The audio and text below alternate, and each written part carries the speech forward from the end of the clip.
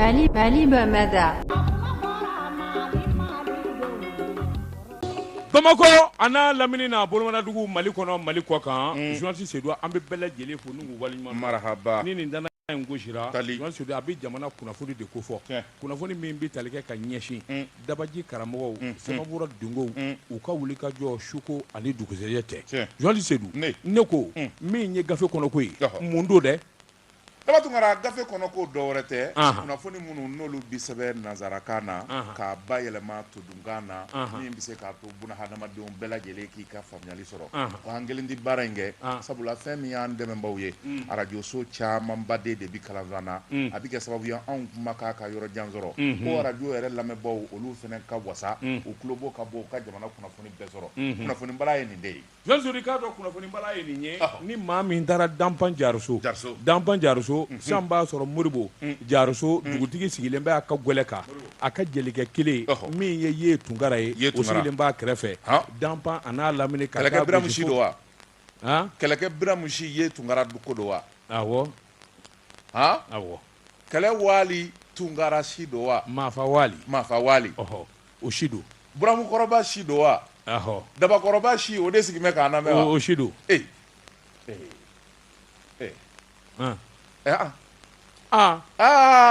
n ko n fa de don ne y'a dɔn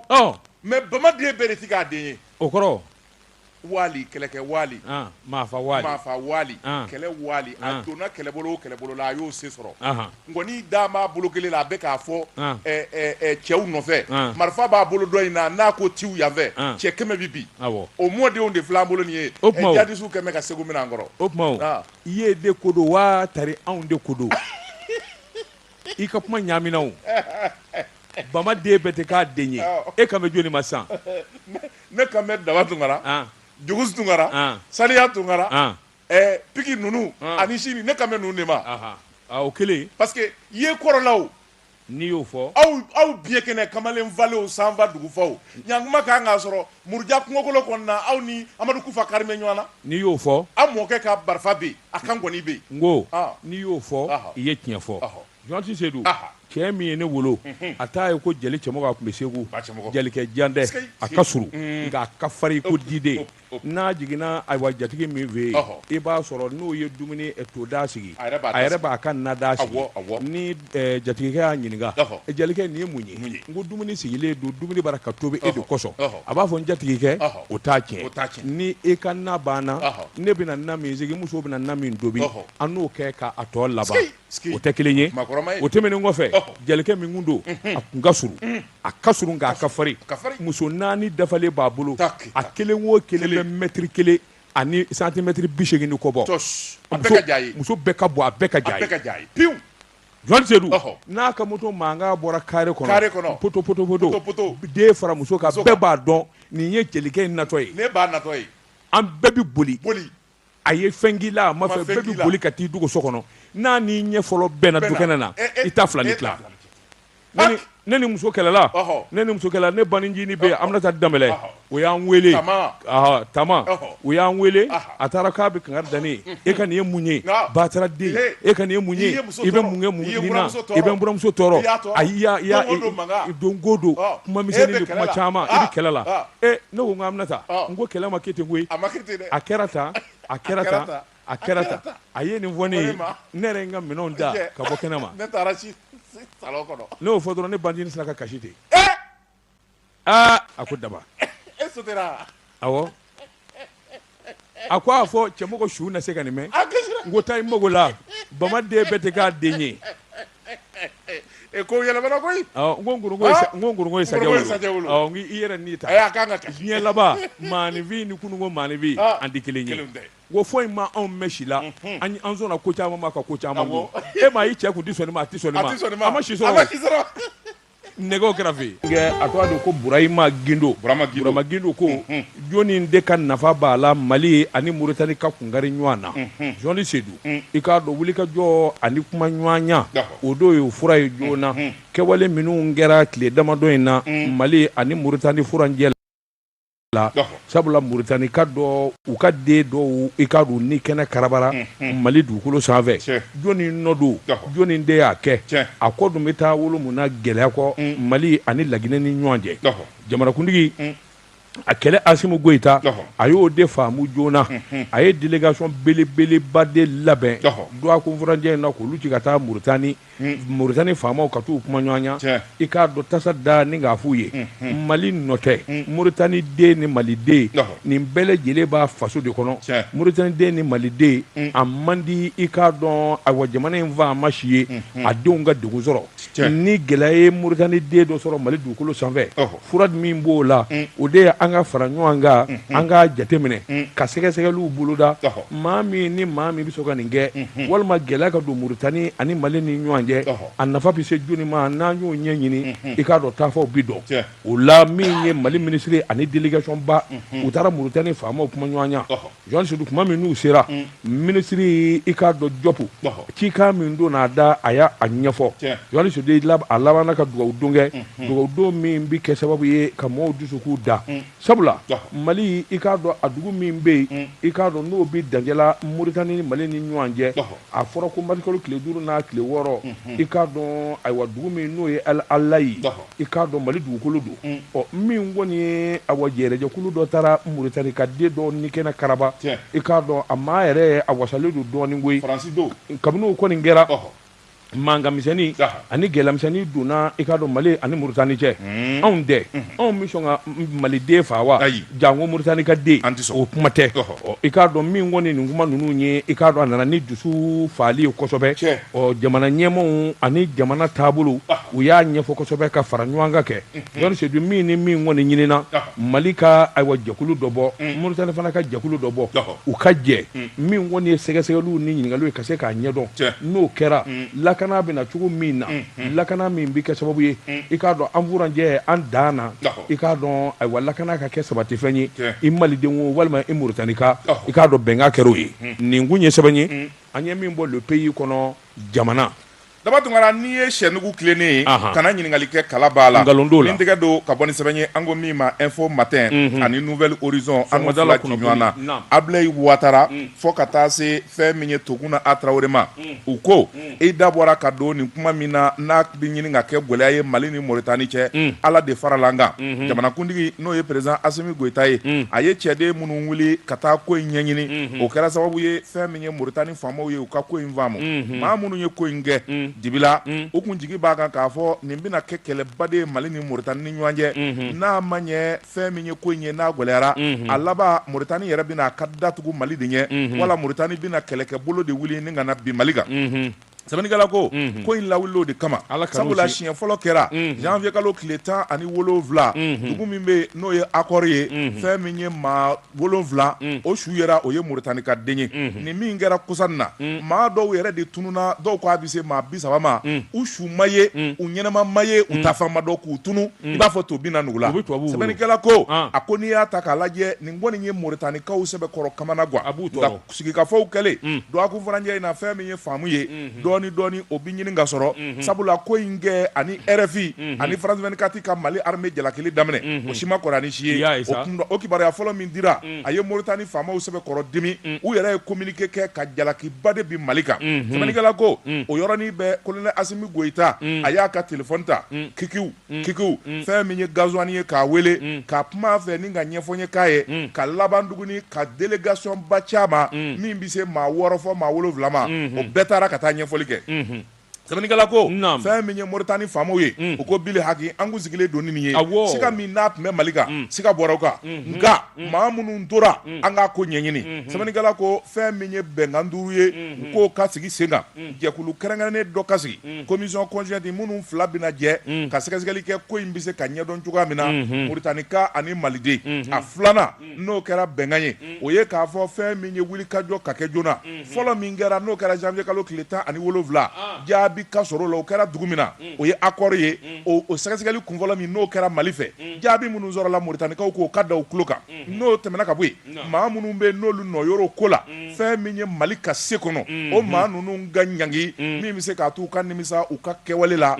o ye laɲini sabanan ye laɲini naaninan ani bɛnkan naaninan min n'a kɛra o de ye k'a fɔ jɛkulu dɔ ka sigi u ko min ma cadre de concertation conjoint hakilinaw ka kɛ kelen ye ni n'a ɲɔgɔnna kow bi kɛ u bɛ se ka wuli ka jɔ kɛ cogoya min na o jate ka minɛ a duurunan fɛn min ye Mauritanie ani Mali o bɛna wuli ka jɔ de kɛ bɛnkan sɔrɔ la k'a fɔ yɔrɔ in yɛrɛ la n'o ye Mali ni Mauritanie cɛ frontière in kɔni patrouille belebeleba de bɛna kɛ sa Mali bi sɔrɔdasi dɔw di Mauritanie bi sɔrɔdasi dɔw di o tuma u bi sɔrɔ ka kojugukɛlaw kɛlɛ sɛbɛnnikɛla ko bɛnkɛra nin kan a tɛgɛnɔbila kɛr'o kan Mali yɛrɛ to a la ministre Ablaye Diop ale y'a tɛgɛnɔbila sɛbɛnnikɛla ko délégation seginnen ka na Bamako u nana ka na nin bɛɛ lajɛlen ɲɛfɔ colonel Asimi Goyita ye o yɔrɔnin bɛɛ sɔrɔdasi ɲɛmaa ye maa minnu ye n'olu bi kɛlɛ yɛrɛ kunna Asimi Goyita y'u ɲininka aw ka hakilina ye mun ye kɛlɛbolo bɛ dabolo jumɛn kan nin kungokolo ninnu kɔnɔna na u ko kɛlɛ yɛrɛ kɔni an bɛna dɔ de fara kɛlɛ kan sabula kungokolo in n'o ye Wagadu kungokolo in ye Bamanji jugu ani daga jugu caman de bɛ yen hali Faransi ka janfa caman bɛ Wagadu kungokolo in de la o yɔrɔnin bɛɛ Asimi Goyita ko n ye kɛnɛ di aw ma aw ka Mauritanie sɔrɔdasiw jɔ Mauritanie frontière la aw yɛrɛ k'aw jɔ Mali fanfɛla na a ka Bamanjiw kɛrunu daminɛ n'u k'u bɛ se Mauritaniekaw b'u kunji payi sɛbɛnnikɛla ko a ko o tuma min bi kɛ k'a da civil bɛɛ lajɛlen kulo kan maa o maa n'i yɛrɛ Wagadu kungokolo la ntana gosilen kɔfɛ i bɛ fara jugu kan dɛ i ta filani tila civil o civil Wagadu kungokolo n bɛ taa lɔgɔ ɲini n bɛ taa magola wala n bɛ taa foro kɔnɔ a bila sabula maa o maa n'i yɛrɛ Wagadu kungokolo kɔnɔ nin waati in na i bɛ bɔrɔndɔ sɛbɛnnikɛla ko fɛn min ye Mali gouvernement ye u ye communiqué kɛ k'o da bɛɛ lajɛlen kulo kan communiqué min n'o sɛbɛkɔrɔ mɛnna a ko kɔfɛ colonel Asimi Goyita ko ministre de la défense fɛn min ye sariyatigi ye minnu bɛ ka fanfɛla la ni sɔrɔdasi ko wulila e de b'a jateminɛ o tuma fɛn min ye enquête ye procès verbal a di yan n ka taa di Mauritaniekaw ma min bɛ se k'a to an ka sigi faamuyali ka kɛ o yɔrɔnin bɛɛ fɛn min ye procureur militaire ye ale fana ye kunnafoni di kɛ k'a fɔ sɛgɛsɛgɛli kunfɔlɔ minnu ani jaabi minnu sɔrɔla olu bɛna da diɲɛmaa kulo kan kiiri tigilama minnu bɛ yen sɔrɔdasi kunda olu ye wulikajɔ ni baara daminɛ u bɛna taa Mauritanie u bɛ taa jamana Mali yɛrɛ a kɔrɔnfɛlaw na ani fɛn min ye sɛgɛsɛgɛliw ye u bɛ t'o kɛ ni wɔcɛ kɔnɔna ninnu na min bɛ se k'a to jaabi minnu sɔrɔla ka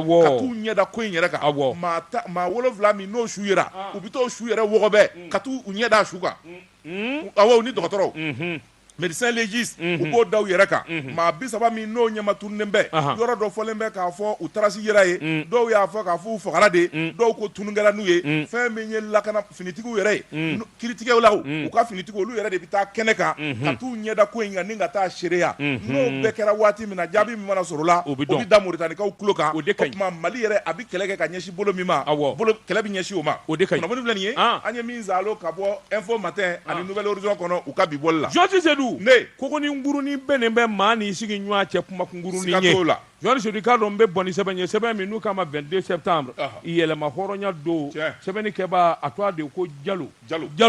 ale kɔni ka baara bɛnnen bɛ sɔrɔdasikuluw nɔfɛ taama ma n'u k'u siralabɔ k'u ka kɛwalew ta k'a da kɛnɛ kan Jɔn Sedi k'a dɔn tile 2 in na wulikajɔ min bolodalen don an t'a dabila fɛn min ka jugu wo kɔnɔ fɛn ma Jɔn Sedi k'a dɔn di t'an di maa ci a mɛn o mɛn a na bɔ bamanjɛ wale min n'a kɛra kɔsa in na a ye sɔrɔdasikuluw tɔnsi jɔ kɛkɛw Jɔn Sedi k'a dɔn sigi tɛ kɛ bilen k'u kɔnɔ bingani tɛ ɲɛɲini bilen mugujugu donni dugukolo jukɔrɔ o tɛ kɔnɔ bilen Jɔn Sedi k'a dɔn Bamanji suma bi yɔrɔ o yɔrɔ sa i k'a dɔn o de bɛ ɲini sa ni ka t'o da kolo di k'o filenkolon di matikalo tile 9 tɛmɛnen Jɔn Sedi b'a ye k'a fɔ min ye état major de l'armée i k'a dɔn kunnafonidiw ani wulikajɔ ni sɛgɛsɛgɛliw la u bɛ Bamanjiw ka k'u nɔbɔ Jɔn Sedi k'a dɔn mana kɛ Mali yɔrɔ o yɔrɔ Sana dugu la mɛnɛmɛnɛ dingɛ kɔnɔ Jɔn Sedi k'a dɔn u bɛ t'u wɔgɔbɛ min ye kɛlɛtigi ye sɔrɔdasi kɛlɛbolo min wulilen don n'u k'a ma ko kɛlɛtigi Jɔn Sedi k'a dɔn u ka wulikajɔ matikalo tile fɔlɔ san 2022 ka n'a bila bi la Jɔn Sedi k'a dɔn o ye wulikajɔ ani jateminɛ minnu kɛ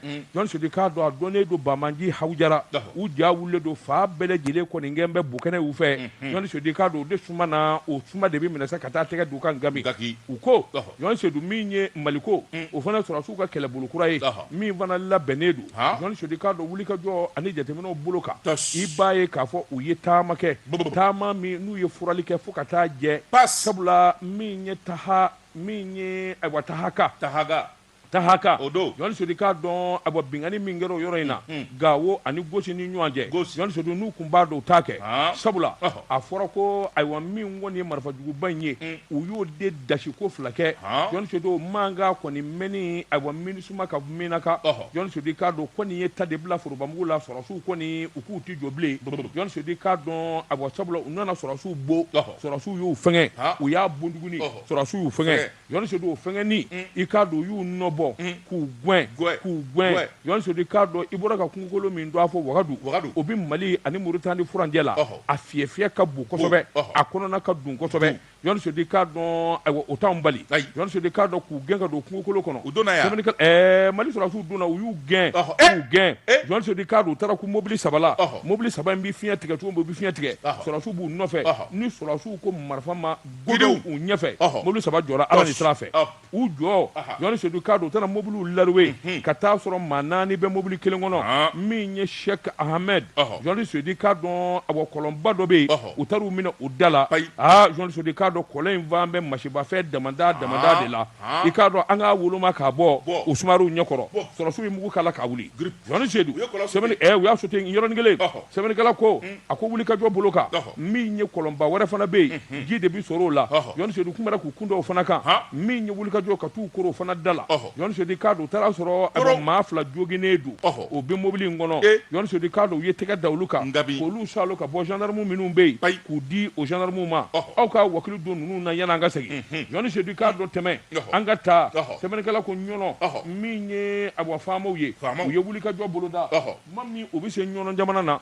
u taara sɔrɔ i k'a dɔn ayiwa donso dɔw bɛ yen olu kɔni k'u jamana kosɛbɛ jɔn sedi k'a dɔn olu jamana u y'olu fara ɲɔgɔn kan marifa min b'u bolo n'u ko marifaw bɛɛ lajɛlen minɛ min ye PM den 8 ye sɛbɛnnikɛla ko Moti Bajangara jɔn sedi k'a dɔn terroriste 5 tɛgɛ taara da olu kan Gami jɔn sedi k'a dɔn a n'u dɛmɛbaw n'u nafɛmaw k'u bɛɛ lajɛlen minɛ maa min jara sɔrɔsiw yɛrɛ kosɛbɛ u ye cɛ 6 fana minɛ olu de ye mugujigu dilanbaa ye jɔn sedi olu ye maa kalanninba ye minnu kɔni di siran abada hélicoptère nana sɔrɔsiw dɛmɛ o baaraw la jɔn sedi k'a dɔn u ye tɛgɛ da olu kan sɛbɛnnikɛla ko Karige i k'a dɔn kilomètre 30 o bɛ o ni Seware cɛ jɔn sedi k'a dɔn maa 20 min ye wuli ka jɔ ye u nana tɛgɛ da k'a bɛɛ lajɛlen mototigi olu fana labɛnnen kun don o kojugukɛ de kama u ma dan u ma jɔn sedi k'a dɔn u tɛmɛna ni baara ye u bɛ sɛgɛsɛgɛli la u bɛ laraweli la jɔn sedi u taara kun mototigi maa 100 wɛrɛ maa 20 wɛrɛ la olu ye moto fili k'u sen tigɛ ni jaja lew jɔn sedi k'a dɔn olu sumana sɛbɛnnikɛla ko a ko n'i y'a ta k'a lajɛ jɔn sedi k'a dɔn dugu min a bɛ lamini min n'o ye Pisa ye Pisa ani Bayi olu bɛɛ lajɛlen bɛ Bajangara mara la sɛbɛnnikɛla ko u nana wuli ka jɔ boloda k'e yen fanfɛlaw k'o fana mɔmɔ marifa 66 jɔn sedi k'a dɔn tɛgɛ dar'o kan pistolet automatique o den dan min ye AK-47 o 6 jɔn sedi k'a dɔn nin bɛɛ lajɛlen marifajugu ye minnu dabɔnnen don tiɲɛni kama sɛbɛnnikɛla ko a bɔ opération in kɔni bɛ sen na sa jɔn sedi k'a dɔn 3 min ye AK-47 3 min ye karabini 6 moto 5 jɔn sedi k'a dɔn ani biton min n'o bɛ kɛ ka tasuma ni fɛnw wuli jɔn sedi terrorisiw ta don u ye tɛgɛ da o fana kan k'o bɛɛ lajɛlen nɔɔni ɲɔgɔn na sɛbɛnnikɛla ko a ko wuli ka jɔ bolo kan jɔn sedi k'a dɔn a bɔ min ye Kucala mara ye k'a ta o bolo kan sa u nana wuli ka jɔ fana boloda kungokoloba dɔ bɛ yen u k'o ma ko Bura kungokolo ani Mahu jɔn sedi k'a dɔn patrouille nana don kɔnɔ k'o laroué k'a lama jɔn sedi k'a dɔn ka taa cɛba 1 minɛ o ye terroriste 1 ye jɔn sedi ka tɛgɛ don o kan k'o di gendarme ma o kɛra Bura u nana wuli ka jɔ boloda Sikaso Buguni Kulukɔrɔ k'o bɛɛ lajɛlen mɔmɔ ɲɔgɔn fɛ sa jɔn sedi k'a dɔn ka n'a ye k'a fɔ min ye Bamanju u dɛmɛbaa dɔw bɛ yen jɔn sedi k'a dɔn siga t'olu la fiyewu u nana tɛgɛ da olu fana kan Gami jɔn sedi k'a dɔn olu fɔnɔna olu fɔnɔnen jɔn sedi k'a dɔn yankadi yen ye u dogo bɛ wo kɔnɔ sa u ye yen bɛɛ lajɛlen bɛnbɛn k'a bɛnbɛn k'a fura k'a jɛ n'a y'i bɔ kɔnɔ ani wara kelen na jɔn sedi fɛn de bilen nin kun ye sɛbɛn ye an ye min bɔ 22 septembre kɔnɔ yɛlɛma hɔrɔnya don ma gasoil walma ka taa se moteur pluma yara wal station api Bamako fa bɛɛ lajɛlen la bala cogo bɛ di dama tungara ne bin tɛgɛ don o bi kɔni sɛbɛn an ko min ma le soir de Bamako wula Siriba n'o ye Laya Jara ye nin y'a ka sɛbɛn ye Laya Jara ko a ko fɛn min ye Bamanji walew an'u ka dandɛmɛ wale i ye min fɔ o ye Amadu Kufa a n'a nɔkan Bamanji misɛnninw ye nka jɛkulu jugu min bɛ n'olu wulila Libi ka wuli fɛn min ye Siri jamana kan ani Iraki n'u bolofara bɛ Mali la u k'olu de ma État islamique au Grand Sahara n'a y'i diya a ko Daesh n'i y'a mɛn Daesh o ye maafalajugu olu tɛ hinɛ dɛ Daesh la hawla wala quwata illa billahi toki olu ka farin Daesh pop sɛbɛnnikɛla ko a ko duwakun furancɛ in na dugu min bɛ yen n'o ye Andera Bukan n'ale bɛ Menaka ale région kɔnɔna na fɛn min ye Daesh ye u ye mugu wuli fɛn min ye Sibirido ye nɛgɛ kanɲɛ 17 ka se kanɲɛ 18 ma fɛn min ye Andera Bukan ye dugu yɛrɛ bɛɛ lajɛlen de ye marifa cikan mɛn gidiw sɛbɛnnikɛla ko duguma sɔngɔnna k'a fɔ u b'u yɛrɛ ɲini u donna dugu kɔnɔ u ma mɔbɔ mɔ la n'u ye maa o maa sɔrɔ u b'o ni kɛnɛ karaba sabula Daesh diminen don Daesh n'i y'o ta k'o lajɛ ale de ni Faransi bɛ ɲɔgɔn na nka n'i y'a ta k'a lajɛ Faransi fɛnɛ an bɛ don minɛ ko bi o bɛ ka diya de ɲini Daesh ni ɲɔgɔn cɛ o tuma waati min Mali armée bɛ wuli ka jɔ la fɛn min kɔni ye Daesh ye ale fɛnɛ bɛ ka galabu de wuli sabula ale b'a fɛ ni ka fanga sɔrɔ n'an m'an teliya k'an gili sinsin Mali armée n'u tilara terroriste misɛnw fagali la u laban bɛ na Daesh yɛrɛ kunkolo ci ni k'a ɲɔɲɔ sɛbɛnnikɛla ko a ko n'i y'a ta k'a lajɛ Menaka marabolo Ndamalat ani Inshinan dugu minnu bɛ yen olu kɔni olu bɛ Menaka région de kɔnɔna na yenkaw kɔni sɛgɛnna sabula fɛn min ye maa caman ye o y'olu ni kɛnɛ karaba minnu kunna ka di olu ye boli ani taali fisaya ni sigili ye maa caman bɛ yen minnu n'olu y'u yɛrɛ ɲini ka taa dugu min bɛ yen n'o ye Abala o kɔni o ka surun Niger la dugu wɛrɛ bɛ yen min n'o bɛ Menaka n'o ye Igizigarahan olu kɔni maaw olu caman bɛ yen olu ye minɛnw jɛ ni ka yɛrɛkɛ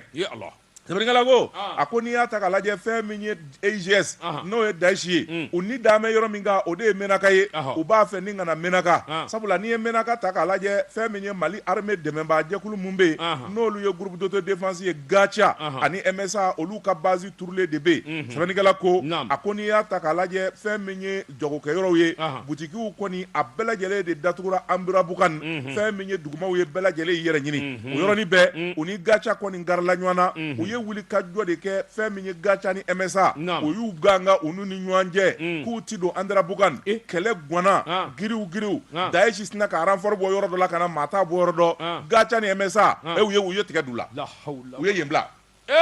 sɛbɛnnikɛla ko a ko fɛn min ye Andera Bukan n'a lamini nin Bamanji jugu ninnu ani maafala kulew u ye fa bɛɛ lajɛlen de k'u senɔ ye maa o maa bɛ ani mugutigi fɛn fɛn bɛ yen bɛɛ lajɛlen y'i yɛrɛ ɲini sɛbɛnnikɛla ko a ko fɛn min ye mouvement pro gouvernemental ale bolofara min bɛ yen n'o ye Gacha ye a maa ɲɛmaa dɔ bɛ yen ko min ma Musa Asharatuman o y'a jira k'a fɔ fɛn min ye olu kɔni ka kɛlɛkɛcɛ ye a maa 20 fɔ ka se maa 30 ma olu kɔni tora fɛn min ye kalo in tile 8 ka taa bila kalo tile 9 la dugu min n'o ye Tamalat ani Inshinan sɛbɛnnikɛla ko a ko n'i y'a ta k'a lajɛ fɛn min ye Faransikaw ye n'i y'a dɔn olu n'u turulen bɛ Gao ani Menaka in de ni ɲɔgɔn cɛ fɛn min ye Daesh ye u ka maa dɔw bolibaatɔ ser'olu ma ye olu fɛnɛ y'u dimi bɛɛ lajɛlen ta ni ka sɔrɔ olu la sabula Faransi kɔni tɔɔrɔlen don ko in na wa u bɛ tɔgɔ ɲini sɛbɛnnikɛla ko a ko n'i y'a ta k'a lajɛ fɛn min ye kɔnba ninnu ye kɛlɛbolo kɔni a nana juguya fɛn min ye MSA ani Gacha maa caman kɔni bɛ olu ni tora sabula fɛn min ye Daesh ye u ye kɛlen bɛ k'u ni da yɔrɔ min kan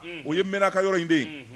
sɛbɛnnikɛla ko a ko fɛn min ye marisikalo tile 12 n'u bɛna Sibirido ma tuguni u ye wuli kajɔ dɔ wɛrɛ kɛ wuli kajɔ min n'u y'o kɛ fɛn min ye Niger frontière fanfɛla na wuli kajɔ in senfɛ fɛn min ye terroriste caman ye olu kɔni kɛlɛ kɔni goyara olu la sɛbɛnnikɛla ko a ko n'i y'a ta k'a lajɛ fɛn min ye jɛkulu min bɛ yen n'o ye MSA ye ale ye terroriste ninnu ale jiginn'u kan kosɛbɛ u y'u yɛrɛ ɲini MSA yɛrɛ a ka maa dɔ bɛ yen n'o ye Fahad Alamudu ye ale kɔni y'a jira k'a fɔ u ye wuli kajɔ min kɛ an'u ye cɛsiri min kɛ o fusara kosɛbɛ jɛkulu wɛrɛ bɛ yen o ko min ma cadre stratégique permanent o y'a jira k'a fɔ fɛn min ye olu ka jɛkulu caman ye o maa caman bɛ yen minnu fana tora kɛlɛ la nka fɛn min ye Daesh ye u kɔni y'u détourné ni k'u kunsi fan wɛrɛ fɛ sɛbɛnnikɛla ko nin kunnafoni ninnu jarunen Mali armée kɛlen ka nin mɛn fɛn min ye chef d'état major général colonel général Umaru Jara a kɛlen ka nin mɛn o yɔrɔnin bɛɛ a sina ka avion wuli ten k'i kun da Menaka kan yangadi ni ye o atara to be noni sabanikala ko ale kele ka avion wuli Daesh ka mobilu adu ka kelechew yarale be kenyaka u kele ka manunu u kole ko bolla fa mine u condamné ni avion ko giriw kule ka chara la hawla wala quwwata dow bi anglais fo dow bi chinois fo dow bi kado fo ita shiro ere dow bi americain ka fo Daesh dow bi arab ka fo kami mi fo ni to shido o de wasko kai wasko sabanikala ko ako fɛn min ye Mali armée de l'air ale ye wuli ka jɔ kɛ menaka a kungokolo ani fɛn min y'a cɛncɛ kan dimanche don marsikalo tile 13 u ye yenzalo fɛn min ye Mali a armée n'u ko giriw fɛn min kɔni ye Daesh ye mina fɛn b'u bolo motow a n'a bolimafɛn armée tigɛ don a bɛɛ lajɛlen la maa o maa ye kɛlɛ in kɛ menaka kungokolo la armée y'a bɛɛ lajɛlen si la tunu yɔrɔnin kelen bɔp u bɛɛ tora yen vive l'armée pop sabanikala ko n'i y'a ta k'a lajɛ fɛn min ye gacha ani MSA ye olu se kun ban n'olu ye pewu sabula an bɛ don minɛ ko bi maa ninnu kɛlen bɛ ka cɛncɛn de tigɛ k'u ka maramafɛnw dogo yen an'u ka tajiw a bɛɛ lajɛlen de wugumana armée fɛ kɛlɛbolo min kɔni taara bi Menaka dugu ninnu kan o kɛlɛbolo kɔni o tora i n'a fɔ Mondoro ta o kɛra cogoya min na sabanikala ko armée kɔni a bɛ yala la nin waati in na u sigalen bɛ yɔrɔ o yɔrɔ la n'o bɛ se ka k'u dogo yɔrɔ ye an ka sɔrɔdasiw n'o ye an ka armée de l'air ye u bɛ ka mugu suru yen kan u tununen bɛɛ bi i b'a fɔ tobinen bɛ nugu la wa fɛn min ye jateminɛ n'i y'a mɛn ratissage o de bɛ sen na yɔrɔ o yɔrɔ bɛ yen k'o bɛ se ka k'u daga yɔrɔ ye Mali hélicoptère positionné don ni ka yen kɔnɔ ni dɔ ye den ye o k'i kun bɔ an b'o to cɛncɛn jukɔrɔ ni min valen don a fa n'a ba sinji la o ka kuma sisan Mali armée tɛ ya l'armée du Mali kunnafoni bɛ nin ye an ye min zalo ka bɔ Nouvelle Horizon kɔnɔ a ka bi bɔli la ani soir de Bamako Jibi i tɔn ka Tezara premier min o ka kɛ bolla barakɛlaw jagokɛlaw ani diɲɛ mɔgɔbatigiw walasa k'aw ka fɛn dilantaw aw ka jagofɛnw ani aw ka cakɛdaw lakodɔn a y'aw sɛmɛ Macha FM na nɛgɛjuru sira o ye 20 73 33 56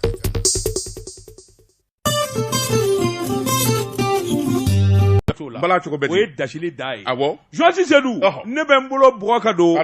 n bɛ bɔ ni sɛbɛn ye sɛbɛn min n'u k'a ma 22 septembre yɛlɛma hɔrɔnya don Seydou jamu tɛnɛ nin y'a ka fasiri ye Joasi Seydou i k'a dɔn n'i ye bi kɛ kununko ye i k'a dɔn min ni min bara ka kɛ i k'a dɔn a tigilamaw kun t'a diɲɛ de min ye Soumaïla Cissé ala k'a hinɛ URD Soumaïla Cissé politique ngana Soumaïla Cissé i k'a dɔn wulikajɔ tigilama Soumaïla Cissé Joasi Seydou Soumaïla Cissé salen tiɲɛ tabaw dɛsɛra ka bɛɛ ko la a laban taara kɛ i k'a dɔn bɔgɔ jeni an ka ɲɔgɔn wele Joasi Seydou jɔnni bɛ se ka miiri k'a fɔ URD dondalama a bɛ kɛ nin kɛ cogo in na wa politique tɔn bɛ yen a bɛɛ bɛ laban ta n b'o f'i ye dɛ Joasi Seydou min ye URD min ye Gwaɲɔn Kulubali a n'a jɛɲɛw Joasi Seydou k'a dɔn Kolokanikaw ka Gwaɲɔn sariyatigiw ye tɛgɛ d'a kan a ye tile fila kɛ u bolo dɛrɛ subahana an jamara dɛ président Gwaɲɔn ne y'a f'i ye ko politiquement i kana kala tura ka ko kan il est le président de l'URD je t'informe justement o den ngalontigiyalen don la hawla wala quwwata Joasi Seydou sɛbɛnnikɛla ko Gwaɲɔn sariyatigiw y'a ɲange u ko tubabukan na inculpé pour faux et usage de faux Joasi Seydou k'a dɔn congrès extraordinaire min n'o labɛnn'u fɛ janvier kalo tɛmɛnen i k'a dɔn parti min ye URD Joasi Seydou k'a dɔn u y'u bɛnna nkalon kan u ye nkalon labɛn u ye janfan kɛ a tubabukan de y'o ye Joasi Seydou sɛbɛnnikɛla ko a k'i k'a dɔn jumadon Gwaɲɔn n'a jɛɲɛw Joasi Seydou k'a dɔn min ye sɛgɛsɛgɛli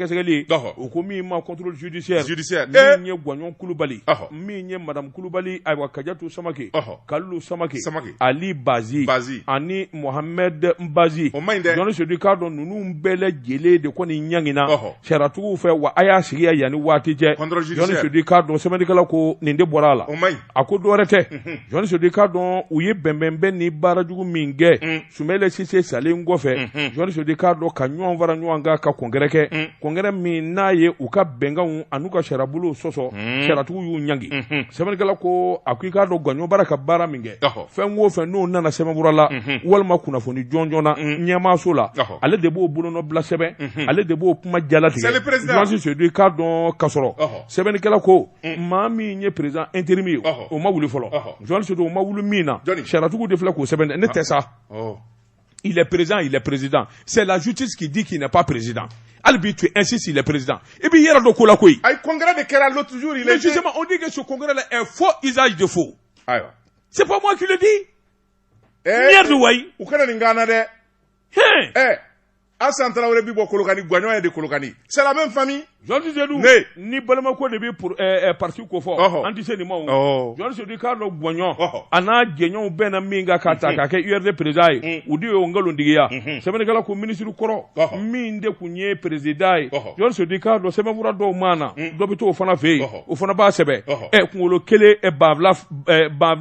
Kele Koulofla, Jean-Luc Zedou, Oyokouniata, Semenegala ko Oyana Kasso Faradima, o min woni wulika joni tesiri, e Carlo Sharatu Koni, Uyu Balangui, et Ambidoni Minakobi, Kouingwela Foka Tuti, ala de Bifara URD Fanaka, RPM Nuana, Minya Adema Onuana, Jean Sedou, Chawoche na Jera, Kadijimi, ni Jaladi Nama mi, Jean Sedou, Bebeke Makungo Chili, ni Bebora Ademana. C'est vrai? Ah mais non! RPM c'est l'Adema? La trahison là.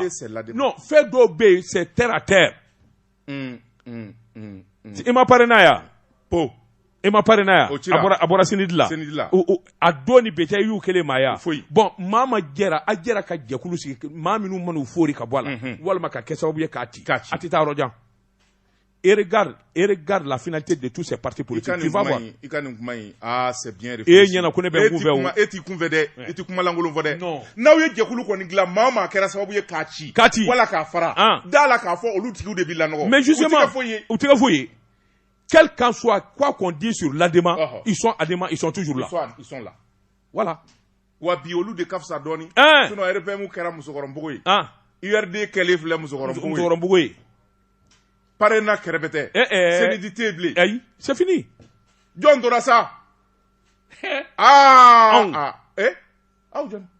Cheya dunu fo yengen don. Ni bekera on nyana anya bayi. Wana nya fo tuwa abita labo la. Oyechi. Jamana Tura. Abechira po. Mama sebe dunu fo ne Jamana Tura. Wanya fuye. Politiki. Ngalodo. Politiki ma. Namaraton ngalodo. Ngote. Ne kote. Ne le bi kumu chela cheta kumuna. Ni parti belebele baou. Kalote de amawa uda kolodinia. Qui pouvait penser ça? URD. Je me laisse Allah. K'a fɔ URD bɛ taa tribunal la. An yɛrɛ jigi tun b'a kan ko n'i bɛ ka kɔni y'a bila kɔni URD b'a ta zeni. Mais ça c'est quand Soumaïla était là. Mais quand Soumaïla était en vie. Kabini Soumaïla sara don min ne bɔra la. Allah. N tɛ tɔn la bilen o. Tu n'es plus dans l'URD? Blé. Tu as do Echara ko. Mais attention. Ngo Boubou bɛ fan dɔ in fɛ. Boubou soutient Guagnon Koulibaly. Nga cɛ kana su kunna sa. Et Maître Demba soutient Salikou. Ne t'a la. Nde URD la. Dala bin dala sini. Mbora. Sumala ko de la. Eta Sumala ko. Eta kunye Sumala. Ne ta ma ko de o. Eta te parti ko yi. Non. Ne ta ma ko de nda te parti ko yi. Ala ka ji maka fura. A parti ko n'a fait à Bengalou. Non, je connais trop les hommes politiques. Ala ka ji maka fura. Dama to kana ne bin diga do. Ni boni sabenye ango mi ma la sirène. Parce que ba no dugu fana keita ye ne nya ka sabenye. Dugu fana ko fɛn min ye usine céramique min bɛ ba ko Jikoroni usine céramique min bɛ Jikoroni para ni wuli ka jɔ ani cɛsiri kun kɛra usine céramique a tun bɛ se ka Mali bɔ dingɛ na nin waati in na nka fɛn min ye jamana faamaw ye faama kura minnu bɛ yala u ɲinɛna usine céramique ko wa mun de kɛra sɛbɛnnikɛla ko Mali ye jamana belebeleba ye jamana min n'a bɛ ka jɔ sabula n'i ye Mali yaala san 4 n'i nana i bɛ fili Mali ma don o don dɔ de bɛ jɔ ka fara Mali kan don o don Sangazo kura don o don Pɔnkura don o don Siraba kura sɛbɛnnikɛla ko jamana min n'a bɛ ka jɔ n'a jɔli bɛ sen na jɔli bɛ kɛ ni minɛn minnu ye o de ye sojɔminɛnw ye jamana kan ka barikaba de don o la min bɛ se k'a to o bolofaraw ka sigi an ka jamana kɔnɔ sɛbɛnnikɛla ko Amadu Tumani Ture a y'a se kɛ sabula a tile la fɛn min ye siman dilan usine ye o camanba de nana nka o ti bɔli kɛ sabula olu bɛ siman min dilan kɛmɛsira o kɛmɛsira la 30 olu bɛ se k'o de bɔ Mali mago bɛ min na Mali ka jɔli siman tɔ o bɛ bɔ jamana wɛrɛ i n'a fɔ Senegali Côte d'Ivoire ani Burkina sɛbɛnnikɛla ko a ko fɛn min ye cɛmancɛla fɛngɛ ye o de tun kan ka kɛ waati ye waati min ni hakiliw bɛ munumunu Mali yɛrɛ bɛ se ka s'a yɛrɛ kɔrɔ cogoya min na sojɔ ko la o de bɛ kɛ sababu ye jamana ɲɛtaa ka sabati n'o tɛ Mali nafolo nafolo nɛgɛ ani siman wariba de bi taa juraw fɛ ka taa di kɔkan jamanaw ma min ye miliyari camanba de ye o de bi taa do a kun ni do a kun sɛbɛnnikɛla ko a ko n'i y'i jɔ Mali ni Senegal frontière la ka camion dɛmɛ dɔ lajɛ remorque i bɛ se ka remorque 300 da tile kelen a bɛɛ donnen don siman na a bɛɛ wari taara ka taa di wɔlɔfɔw ma awɔ ni hɛrɛ dusukasi sɛbɛnnikɛla sɔrɔ siman usine kun b'an bolo yan Mali mɔgɔ kun tɛ dugu in tɔgɔ ye Kayisara la jamu anw ka barawuli anw ka cɛkɔrɔba de ye jamu san i y'a faamu a wuli ka jɔ n'a cɛsiri barika bonyana kosɛbɛ denkɛ Ala ka hinɛ na Lasana kuma Sajaden saya y'a minɛ a denmisɛnnin ma minɛ n'o tɛ ni Lasana kun bi balo la san b'a sɔrɔ Mali tɛ kasi simanko la bilen Sajaden nka Lasana ye denkɛnin don an jigi dalen don a ka dɛ Lasana denkɛ an jigi dalen don a kan siman usine ka kule han dɔgɔya tɛ jala la koyi jala bɛɛ ka kunna hali jala fitinin a ka kunna u k'a ma ko papa Saja kun ma to ma don denmisɛnnin jini Saja fitinin nka buneni don tasuma bolo tɛ d'a kan dɛ a ka kunna dɔgɔya tɛ jala ka kunna ya la dɛ fulamuso den jala ba ka kunna cogo min jala den ka kunna nam fulamuso den a ba ye fila de o sɛbɛn bɛ ne de bolo ne de bɛ k'a kala yan sɛbɛn bɛ ne de bolo ala Sajaden Lasana sɛbɛnnikɛla ko sɛbɛn bɛ yan sa an bɛ ka kuma usine céramtique de kan i yakili de jigi kɔrɔlenbaw la o nam sɛbɛnnikɛla ko a ko fɛn min ye Mali ye an bɛ don min na ko bi n'i ko i bɛ so jɔ mina a fanba o de ye biriki ye ni biriki ma sɔrɔ so ma jɔ fɛn min ye Mali usine céramtique a bi biriki min dilan n'o ye biriki ye min n'a kolo ka gɛlɛn kosɛbɛ Mali yɛrɛ dugukolo kan a fɛn bɛɛ lajɛlen de bi bɔ yan siman di bɔ yɔrɔ wɛrɛ ko a bi k'a la a fɛn bɛɛ lajɛlen de bi dilan Mali dugukolo kan wa n'i y'a so jɔ san 10 so in kɔni a b'a nɔ na a bɛ kick sɛbɛnnikɛla ko a ko fɛn min ye an ka cɛmancɛla fanga ye o kun kan ka fɛɛrɛ de kɛ fɛn min ye usine céramtique ye k'a wuli k'a jɔ kɛlɛn n'o kun kɛra siman gɛlɛyalen min filɛ nin ye 23 24 siman tɔni b'o de la bi yɔrɔ caman na sɛbɛnnikɛla ko a tun bɛ se ka kɛ sababu ye fɛn min ye jamanadenw ye ni k'u lafiya sabula CEDEAO ye embargo min kɛ ni ka datugu nin kan ka kɛ sababu fana ye Mali faamaw ka miiri k'a fɔ Mali yɛrɛ bɛ s'a yɛrɛ kɔrɔ danganiya minnu na o dɔ ye nin ye sɛbɛnnikɛla ko a ko n'i y'a ta k'a lajɛ BTP a secteur caman bɛ yen minnu jɔlen bɛ sabula siman kɔni tɛ sɔrɔ wala a tɛ se ka sa sɛbɛnnikɛla ko fɛn min ye juraba dɔw bɛ yen minnu kɔni kɛlen bɛ k'a k'u ka sɔrɔ sira ye olu kɔni bɛ wari yara cogo min u b'a yara ten Maliden jukɔrɔ wari du fosi tɛ yen ko hali n'a kɛra kulukulu ye ni maa min t'o jɔ bɛɛ ko n ka so jɔ Bamako nka bɛɛ ka wari de bɛ ta ka taa di wɔlɔfɔw ma wala Alasani Daramani Ouattara nanama sumalen ma ka usine céramtique to an bolo yan sɛbɛnnikɛla ko a ko ale bɛ min ɲini jamanakuntigi fɛ n'o ye colonel Asimi Goita ye kulekan bɔlen don a la a ka wuli ka jɔ kɛ joona usine in filɛ nin ye Jikɔrɔni Para usine a minɛn bɛɛ lajɛlen bɛ pièces de rechange dɔw de kan ka k'a la ani fɛn min ye baarakɛla dɔw ye k'olu galabu kokura min bɛ se ka t'u ka wuli k'a jɔ kɛlɛw a ko a bɛ misali ta Wuranda waati min n'a y'a yɛrɛ ta génocide kɔfɛ Wurandaw kɔw u tun bɛ siman san jamana wɛrɛ de la u y'a bɛɛ jɔ k'a fɔ maa si tɛ se ka taa ni minɛn san kɔfɛ a bɛɛ bɛ dilan Wuranda yan wa a bɛ kɛ ka Wuranda jɔ i ma Wuranda talen ɲɛ milliards caman par semaine milliards kɛmɛ caman par semaine o de bɛ taa wɔlɔfɔw fɛ yen non c'est une question d'idée question de fermeté politique point barre c'est tout c'est pas sorcier n'o tɛ biriki bilemani fɛn goloman gɛlɛn n'a ye lajila i bolokuru fara a kun i k'i o bolokuru kelen fara siman bɛ wa a bɛ so de sumaya fana kunnafoni filɛ nin ye an ye min bɔ la sirani kɔnɔ a ka bi bɔli la Joasi Seydou ne bɛ n bolo bugɔ ka don n bɛ bɔ ni sɛbɛn ye sɛbɛn min n'u k'a ma ko rayon muguso rayon kisɛ sɛbɛnni kɛba a tɔgɔ de ko Bakandara ayiwa Famodi Kandara Famodi ko a ko AGSM Joasi Seydou k'a dɔn a jɔra k'ale ka kati a tɛ taa ɲɛ a tɛ taa kɔ min kɔni ye a ɲɛmaaba ye n'o directrice générale ye Joasi Seydou e ko a na mɛn nin kɔfɛ wa sabula ale taara ka bila cakɛda in kunna ala ni a kun ye galabu minnu kɛ ka sɔrɔ directrice régionale don min ye madame Konake Jɛnɛba ayiwa Uma Mahaman nin tɛ se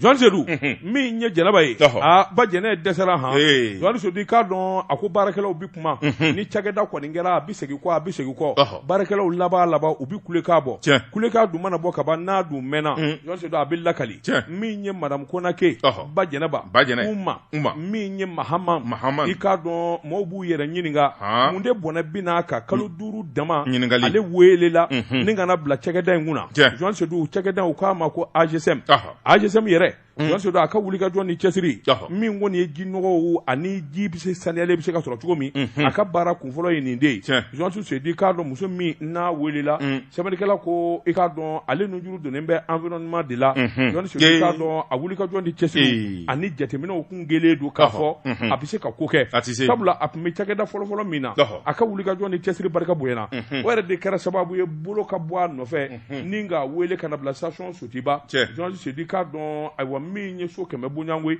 zone sera la o bɛɛ lajɛlen n'u donnen don fangelen na k'a k'u ɲɛnabɔ Jean Sedou k'a dɔn a nafuradama cakɛda jɔra kak Jean Sedou a ti taa ɲɛ a ti taa kɔ yalima muso in yɛrɛ nakun dun kɛra mun ye n'a ma ɲɛ k'a fɔ ko bɛ nin dangan in na muso in dɛsɛra Jean Sedou a ma se ka foyi den kelen kɛ o tuma min kɔni ye boli ka taa joona ye o laban o b'a sɔrɔ nin kun ye sɛbɛn ye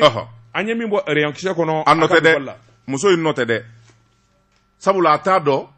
maa min y'a bila la fana o t'a dɔn son ministre aussi est incompétent. Quel ministre? Modibo Kone. Ça tu as menti. Je t'informe. Je demande noir sur blanc. Le ministre des magouilles, il est incompétent. Jean Sedou.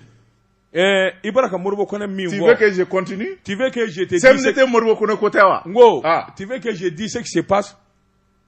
Eh journaliste né journaliste a blanga. Vas-y, il faut parler. Aïwa basé. Ibolodo nanga sebe kuranga puma ngiki bolodo nanga sebe dasa de photo radio anga nyon zoro radio libre wereka merde way Ibolodo ouais je te défie sur la radio Baoulé Ibolodo en synchronisation avec radio Manta je te défie là-bas je répondrai avec preuve à l'appui kana tonga puma sa chenu ngika puma nye sebe kuruga blay ndama inde puma bani ay way Ibolodo ba fi kana puma dongo do zeni puma ngiki Ibolodo ngambolodo wow d'abord ngala ne bintega do Obike. Ni boni sabanye ango mima le pays jamana sabani kala noye la rédaction ye ni nyu ka sabanye uko ni ngibaro ya imande sabula femi ya mbaraka nyoye ni sabani kala ngana kundo uko ama ablay fama kulubali be ko ama blo fama amenigi dogara Allahu akbar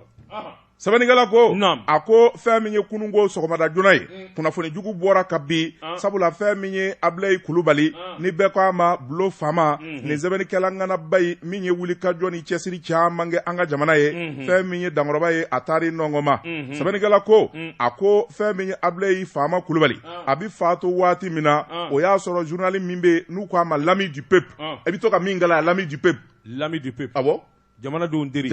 deri o tigi de do sabula fɛn min ye wuli kajɔ ani cɛsiri ye a y'o daminɛ a mɛnna a ye sɛbɛnni kɛ journal caman na nka a mɛnna yɔrɔ min na n'a ye sɛbɛnni caman kɛ o ye le combat ye ni ka laban ka taa M7 télévision na a yɛrɛ kɛra kunnafoni di o bolofara dɔ ɲɛmaa ye sɛbɛnnikɛla ko jɛmukan caman bɛ a ye minnu wuli kajɔ a n'o cɛsiri kɛ min kɛra sababu ye fɛn min ye jamanadenw ye k'u sɛbɛkɔrɔ kunnafoni fo kana se a yɛrɛ kɛli ma k'a yɛrɛ tɔgɔla journal dayɛlɛ n'u k'a ma l'ami du peuple sɛbɛnnikɛla ko a ko fɛn min ye kunungo ye Ablaye Kulubali n'u k'a ma bulo fama fɛn min ye dankɔrɔba in kɔni y'a miniji dɔgɔyara a bi waati janbɔ bana kɔni kun y'a so sɔgɔ nka a ma baara in bila cogoya si la sɛbɛnnikɛla ko hali a fariganbaatɔ a bɛ n'o ye invité du jour cette Afrique a bɛ nin bɛɛ journal bi to ka bɔ fɛn min ye jamanadenw ye u bɛ se ka kunnafoni maison de la presse n'o ɲɛmaa ye bansɛbɛkɛ ka taasi bilakɛ a ko fɛn min ye a ye bonya a ka wuli ka jɔ n'a ka cɛsiri kunnafoni di la o kun dogolen tɛ maa si la sɛbɛnnikɛla ko ni Ala ye min kɛ o de ka ɲi dankɔrɔba in kɔni dara nɔgɔma u taara bila a ka dayɔrɔ laban na